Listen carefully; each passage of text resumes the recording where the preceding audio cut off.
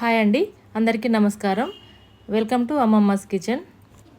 ఈరోజు మనం ఈవినింగ్ స్నాక్స్లోకి ఒక హెల్తీ అండ్ టేస్టీ రెసిపీ చూద్దాం. ఇది ఎలా చేసుకోవాలో చూద్దాం. ఇవి మొక్కజొన్నలు అండి, పొట్టు తీసినవి. గుగ్గిళ్ళు గుడాలు అంటారు కదా, వాటి కోసం తయారు చేసిన మొక్కజొన్నలు, పొట్టు తీసిన మొక్కజొన్నలు. ఇవి నేను 2 కప్పులు తీసుకుంటున్నా, పొట్టు తీసిన మొక్కజొన్నలు. అవి అంచుల వరకు తీసుకున్న 2 కప్పులు. ఇదేమో ఫుల్ కప్ తీసుకున్నా, అంటే నిండుగా తీసుకున్న శనగలు. మొక్కజొన్నలు 2 కప్పులు అంచుల వరకు, శనగలు ఫుల్గా తీసుకున్న. రెండింటిని కూడా శుభ్రంగా కడిగి 5-6 గంటల పాటు నానబెట్టుకోవాలి విడివిడిగా. 5-6 గంటల పాటు నానబెట్టుకున్న శనగలను నేను కుక్కర్లో వేసుకున్నా. కొంచెం వాటర్ ఎక్కువ వేసుకొని, కొంచెం సాల్ట్ వేసుకొని ఉడికించుకోవాలి.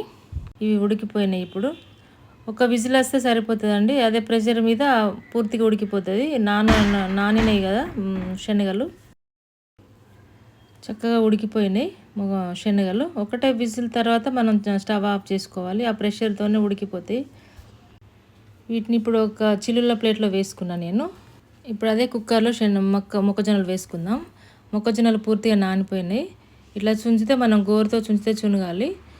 అవి కుక్కర్లో కొంచెం సాల్ట్ వేసుకొని స్టవ్ పైన పెట్టుకొని ఇప్పుడు స్టవ్ పైన ప్యాన్ పెట్టుకొని ఆయిల్ వేసుకున్నా. 2 స్పూన్ల ఆయిల్ వేసుకొని ఒక పావు కప్పు పల్లీలు వేసుకున్నా. పావు కప్పు పల్లీలు మాత్రం నానబెట్టుకోవద్దు. పల్లీలు ఫ్రై అయిన తర్వాత, ఒక 90% వరకు ఫ్రై అయిన తర్వాత అందులో కరివేపాకులు వేసుకోవాలి. ఇప్పుడు ఈ ఆకులు కూడా ఫ్రై అయ్యేసరికి అవి కూడా పూర్తిగా ఫ్రై అయిపోతాయి. ఈ పూర్తిగా ఫ్రై అయిన తర్వాత ఈ ఫ్రై అయిన పల్లీలను, కరివేపాకులను తీసుకొని మనం ఈ మీడియం ఫ్లేమ్లోనే పెట్టుకోండి. లేకపోతే కుక్కర్ అంతా చిల్లింది నాకు. కుక్కర్ కొంచెం పెద్ద సైజు ఉంటే కూడా పెద్ద దాంట్లో వేసుకోండి. అది క్వాంటిటీ ఎక్కువ కాబట్టి బయటకు వచ్చేస్తున్నాయి. ఇప్పుడు ఈ పల్లీలను, కరివేపాకులను తీసుకొని నేను ఇందులో శనగలనే వేసుకుంటున్నా. ఇప్పుడు అదే ఆయిల్లో మనం కొంచెం జీరా, కొంచెం ఆవాలు వేసుకోవాలి. వేసుకున్న తర్వాత పచ్చిమిర్చి ముక్కలు వేసుకోవాలి. ఆనియన్స్ కట్ చేసినవి వేసుకోవాలి. వేసుకొని మీడియం ఫ్లేమ్లో ఫ్రై చేసుకోవాలి. కొన్ని ఎల్లిపాయ ముక్కలు కట్ చేసుకున్నవి వేసుకున్నా నేను. తర్వాత మనం ఎల్లిపాయలు దంచి పెట్టుకున్న ముద్ద ఉంటుంది కదా, అవి గుడాలకి కలుపుతారు కానీ అవి వేడి ఉన్నాయని నేను అందులో ఏం కలపలేదు. ఇప్పుడు దీంట్లోనే వేసుకుంటా. కాకపోతే ఎల్లిపాయ ముద్దని ఎక్కువ ఫ్రై కానియద్దు, కొంచెం పచ్చిగానే ఉండాలి. మనకు ఘాటు తెలుస్తుంది, ఎల్లిపాయ ఘాటు. ఇప్పుడు పచ్చిమిర్చికి సరిపడేంత సాల్ట్ వేసుకోవాలి. లేకపోతే పచ్చిమిర్చి తినలేం మనం.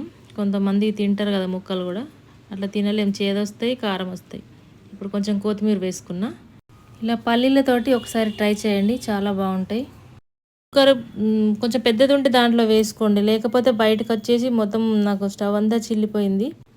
ఒక 5-6 ఎల్లిపాయలు దంచి పెట్టుకోవాలి. ఇప్పుడు దంచి పెట్టుకున్న ఎల్లిపాయ ముద్దని ఇందులో వేస్తున్నా. ఎల్లిపాయ ముద్దని ఎక్కువ ఫ్రై కానియద్దు. కొంచెం ఫ్రై కాగానే మనం కొద్దిగా పసుపు వేసుకుందాం. ఇందులో వాటికి సరిపడేంత పసుపు వేసుకొని ఒకసారి కలుపుకోవాలి. కలుపుకున్న తర్వాత ఇప్పుడు ఈ శనగలు ఇందులోనే వేసుకొని స్టవ్ ఆఫ్ చేసుకున్నా నేను. ఇప్పుడు మొక్కజొన్నలు ఉడికిపోయినాయి. ఇవి కూడా మంచిగా అయిపోయినాయి, మెత్తగా ఉడికిన వాటిని నేను ఇవి కూడా చిల్లుల ప్లేట్లో వేస్తున్నా. మనం వాటర్ ఎక్కువ వేసుకున్నాం కదా, ఉడికించేటప్పుడే దీంట్లో కూడా సాల్ట్ వేసుకున్నా.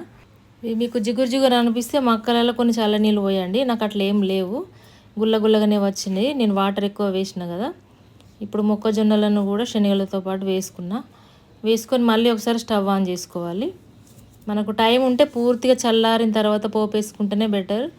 టైం లేకపోతే ఇట్లా వేడి వేసుకుంటాం, కానీ పూర్తిగా చల్లారిన తర్వాత వేసుకుంటే విడివిడిగా గుల్లగా చాలా బాగుంటాయి. ఇవి పల్లీలతో పాటు తింటే చాలా బాగుంటాయి. నేను పావు కప్పు వేసుకున్నా, కానీ హాఫ్ కప్పు కూడా వేసుకోవచ్చు. ఇవి ఈవినింగ్ స్నాక్స్కి అయితే చాలా బాగుంటాయి.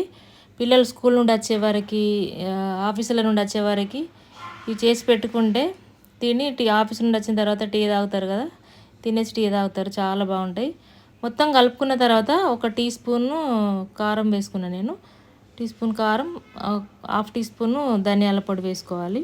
ఈ గుడాలు అయితే ఎల్లమ్మ తల్లికి చాలా ఇష్టం అన్నమాట. ఎల్లమ్మకు పెట్టుకున్నప్పుడు కంపల్సరీ వేస్తారు ఇవి.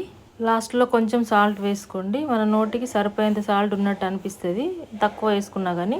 వీటితో పాటు బొబ్బర్లు, కందులు, ఇంకా ఏమేమి ఉన్నాయో అవన్నీ వేసి చేసి పెడతారు ఎల్లమ్మకి. ఇంతేనండి, ఎంతో రుచికరమైన గుడాలు రెడీ అయిపోయినాయి. ఈ వీడియో మీకు నచ్చినట్లయితే లైక్ చేయండి, షేర్ చేయండి, సబ్స్క్రైబ్ చేసుకోకపోతే సబ్స్క్రైబ్ చేయండి. Thank you for watching.